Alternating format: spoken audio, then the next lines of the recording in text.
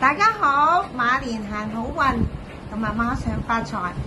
今日咧見到 K 姐咧呢個賀年嘅裝束，咁啊祝賀大家咧喺新嘅一年咧身體健康，心想事成。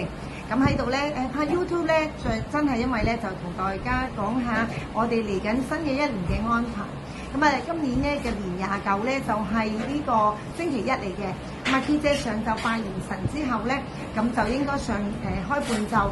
咁啊當然啦，如果有啲客唔知道冇睇到呢條片嘅，你都銀齡咖啡茶座酌量可能我都會有凍奶茶啊或者腐乳西多簡單嘅我都會做俾大家。咁啊希望留翻啲時段咧，初一咧去備貨。點解啊？初一星期二嚟嘅喎，就想話俾大家聽，銀齡咖啡茶座初一至呢個初七。初一至初七應該係，因為我記得初八咧就係啱啱星期二嚟休。銀齡咖啡茶座農曆新年嘅安排，初一至初七都係照常營業嘅。初一係星期二嚟㗎，我哋都會開門嘅。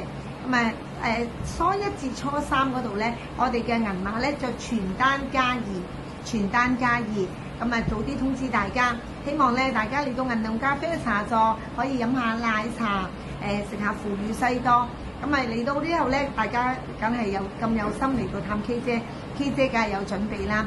K 姐今年咧都花咗啲心思，因為咧我就訂購咗一啲咧好有香港茶餐廳特色嘅禮物，例如係我哋好出名嘅西多，仲有一個菠蘿油茶餐廳代表，哇！呢個係金華咁嘅厚鮮油嘅菠蘿油，仲有一個係 K 姐係奶茶王嚟㗎嘛，哇！呢杯奶茶。仲有喎，係軟綿綿嘅毛巾嚟㗎，咁咧係個抹手巾又得，做台墊又得，或者擠喺屋企咧墊電話又得，係咪好靚咧？大家想唔想要咧？咁呢個奶茶毛巾啦、菠蘿油毛巾啦，同埋呢個腐乳西多毛巾咧，咁咧就會分別喺初一至初三食滿100蚊嘅話咧，就可以抽一份，咁啊盲盒抽嘅 K 姐咧就會咧。封咗個袋佢，大家都睇唔到嘅。咁咧，你哋食滿100蚊就有一張。K 姐我嚟食300蚊咧，咁就係有3張。如果食滿199咧，可唔可以抽2張啊？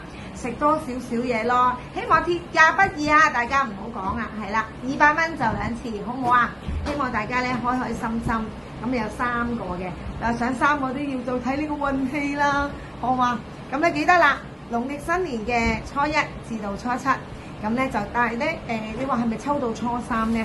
頭先阿喵講得好，其實應該係送完即止，因為我有300張啊，但係派晒嘅當然就冇啦，係啦。咁你嚟銀齡咖啡茶座幫襯我咧，喺現場堂食咧，我就可以安排呢一個啦。